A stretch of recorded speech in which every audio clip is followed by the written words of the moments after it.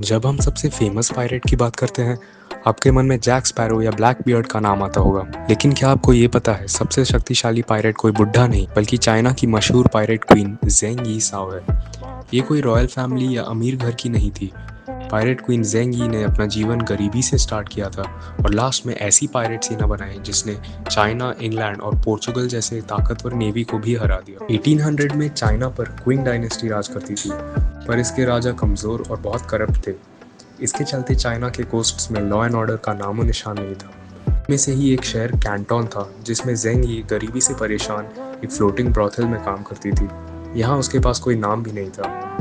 तभी वहाँ ज़ेंग यी नाम का एक पायरेट आता है जो रेड फ्लैग फ्लीट पायरेट्स का कैप्टन था।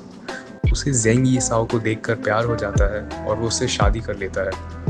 ज़ेंग यी साओ शादी के लिए तभी मानती है अगर रेड फ्लैग फ्लीट पायरेट्स आधी उसके नाम हो जाए। कैप्टन आखिर ये डिमांड मान ही लेता है। ठीक 6 साल बाद कैप्टन टाइफून में मारा जाता है, जिसके बाद रेड फ्लैग फ्लीट पायरेट्स पूरा उसके कमांड में हो जाता है। वो अपने अडॉप्टेड बेटे चांग पाओ को कमांडर बना देती है, जिसके डर से बहुत सारे pirates red flag fleet join कर लेते हैं। इसी के साथ वो अपना एक क्रिमिनल एम्पायर बना लेती है। ज़ेंग यी ने अपना मशहूर पायरेट कोड बनाया था। ये कोड को जो भी ना माने उसे तुरंत मार दिया जाता था। बढ़ते बढ़ते ज़ेंग यी साओ के कमांड में 1800 जहाज और 80,000 पायरेट्स थे। अगर इसको कॉन्टेक्स्ट में लिया जाए तो आज इंडिया के पूरे नेवी में एक्टिव 75,000 सेलर है। धीरे धीरे उसने पूरे साउथ चाइना सी पर अपना कंट्रोल जमा लिया। इसी के बाद ज़ेंग यी साओ ने ऐसा सिस्टम बना दिया था कि चाइना में शिप से कुछ भी ट्रेड करना हो उसे टैक्स भरना पड़ेगा। इस बात से गुस्सा होकर क्विंग डायनेस्टी के राजा ने नेवी से पायरेट्स पर हमला करने का आदेश दिया। लेकिन एक ही दिन में ज़ेंग यी साओ ने नेवी के 63 वॉरशिप्स गिरा दिए।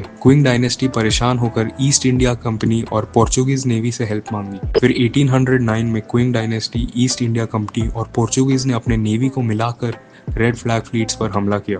इसे बैटल ऑफ टाइगर्स माउथ का नाम दिया गया था। तीन नेवी ने सारे पायरेट्स को घेर लिया और लगातार फायरिंग करना शुरू कर दिया। ज़ेंग यी साओ ने टैक्टिकल वॉरफेयर खेलकर हवा और पानी की गहराई का फायदा उठाया और अपने ट्रेन क्रू की मदद से पूरे कंबाइंड नेवी को शर्मिंदा कर दिया। दुनिया के 3 सबसे शक्तिशाली नेवी पायरेट क्वीन का कुछ नहीं बिगाड़ पाया। फिर ज़ेंग यी साओ ने इतना पैसा कमा लिया था कि उसके अगले 20 जनरेशन करोड़पति बन के जी सकते। 1810 में पायरेट क्वीन बिना किसी हथियार लिए क्विंग डायनेस्टी के दरबार चली गई और उनसे कहा कि नेवी तो उसे कभी हरा नहीं सकती, लेकिन वो रिटायर करने के लिए तैयार थी अगर उसके सारे क्राइम माफ कर दिए जाए और राजा से उसे करोड़ों का इनाम मिले। क्विंग डायनेस्टी के पास और कोई रास्ता नहीं था तो उसने ज़ेंग यी साओ की डील मान ही ली।